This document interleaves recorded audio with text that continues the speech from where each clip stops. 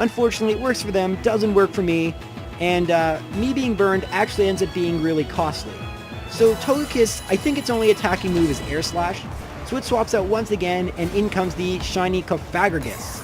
So, by the way, when I was a little kid, when I was like 17 or whatever, like 16 when Black and White came out, little kid, I used to call this Cofagarius, and if I do that, I apologize. So Cofagarius, that was intentional, uses Shadow Ball, and incidentally, Shadow Ball is doing almost as much as the burn, which is to say, it's not doing very much. This Stunfisk is the same set I used in my last video, so max defense, max HP with Assault Vest and 4 attacking moves. That's also why Ditto didn't go for like Stealth Rocks, because I don't have it. It is undoubtedly Choice Scarf, so, you know, in comes the Togekiss predicting another Earth Power. Probably should have gone for Discharge there. I probably should have predict their prediction. But, you know, with if ifs and buts were candy and nuts, I think the saying is. I don't know. Anyway, they swap out, and this time I just went for Discharge. I knew Discharge would be good against anything, and maybe I'd get the Parahacks.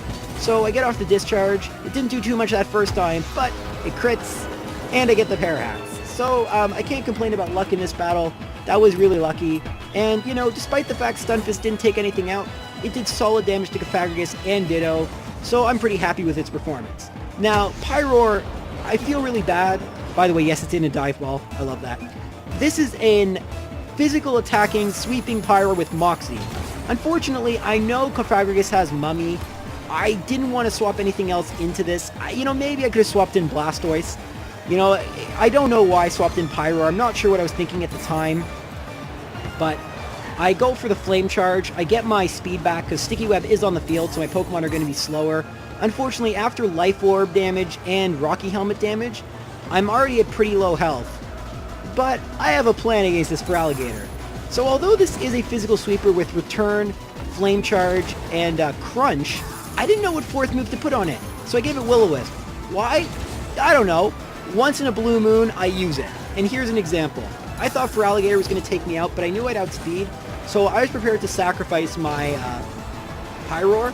I guess they thought I'd swap out, trying to conserve my Pyroar, but no, I tricked them. So, again, this is why I think they beat me another time. I really, you know, used a lot of mind games here. So I see that Feraligatr has Life Orb. I could have told you that it's the Sheer Force Life Orb set. That's pretty much what it always is. But because of the burn, it's not going to do very much damage to Pumpkaboo. Also, the fact it resists it and its Aqua Jet doesn't help. And I'm sure they didn't like that it wasn't doing a lot of damage, so they use a second Dragon Dance, which just nullifies the burn. So burn is still very useful, right? They had to use 2 Dragon Dances and allowed me to get off a Leech Seed. So, yeah, I'm okay with how this is going. Now, I only know it has Aqua Jet and Dragon Dance. I don't know its other moves. So I actually was a little greedy here and went for the Seed Bomb on this turn. And it almost cost me, because Feraligatr, excuse me, I would use a Croconaw. Feraligatr goes for Crunch, and I just survive on 17 health.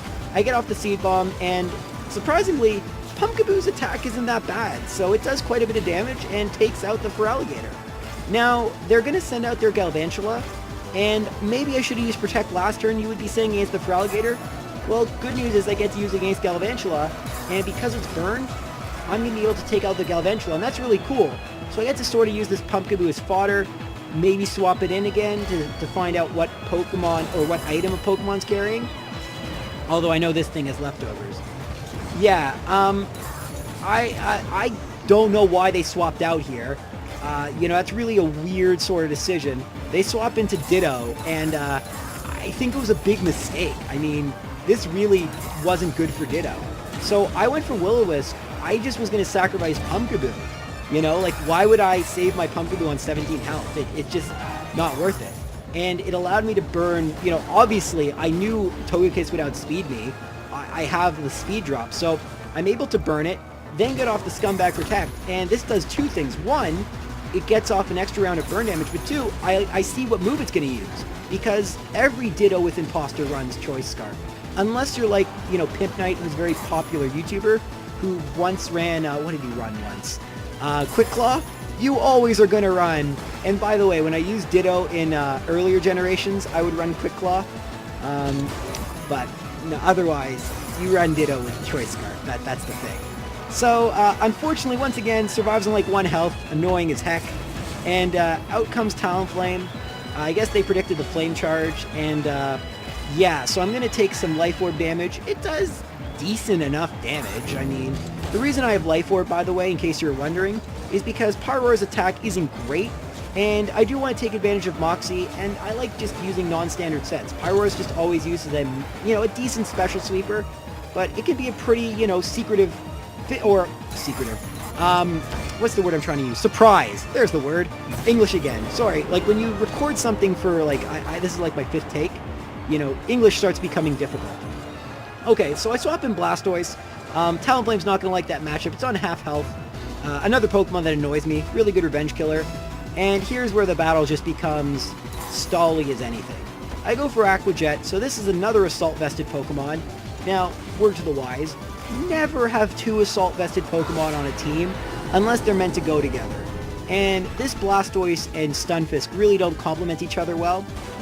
I'm going to be honest, this Blastoise set really doesn't do very well. It was sort of a gimmick I thought up where I'd give it Assault Vest, Power Up Punch, Ice Punch, Earthquake, and Aqua Jet. Yeah, it doesn't work that well. And this battle isn't going to really make you think, oh, great set, J-Hero. It's like, no, it did pretty bad in this battle. I get off an Ice Punch, but it doesn't do quite a lot of damage. If I had to guess, I'd say this Togekiss is max defense, max health. And yeah, with leftovers, so I know it has Roost, Thunder Wave, and Air Slash. It probably doesn't have Heal Bell because it might have used it already. Or maybe it does. It probably does have Heal Bell. It just, isn't concerned about the burn to Ditto. Sorry about my voice cracking, by the way. Sort of just getting over a cold. Also gives you an opportunity to laugh at my voice cracks. Anyway, not much to commentate here. Probably should have sped this part up, but, I had to suffer through this in real time, so, you do too. I actually had this in a video where I worked out the calculations, and I think this is the battle that made me actually calculate it out. How much, what is the % chance you attack when you're paralyzed and Serene Grace Air Slash hits you? And I think it's like 32%. So roughly the same chance of using a one-hit KO move. And you know how much those land, so... Yeah, basically, I was trying to go for Ice Punch a bunch of times, but on this last turn, I go for Aqua Jet just to get a little more damage. Yeah, I would have liked Blastoise to have done more in this battle. I still have hope for this set one day, but today, it just got owned by Togekiss. Alright, so what am I going to use? Togekiss at about 3/4 health. What could possibly take this thing out? Well, I go for Kadabra, because Kadabra's just the best thing in the world. I mean, not just Pokemon, it's the best thing. Okay, tone it down. Me. Anyway, I get hit by Air Slash, and I flinch.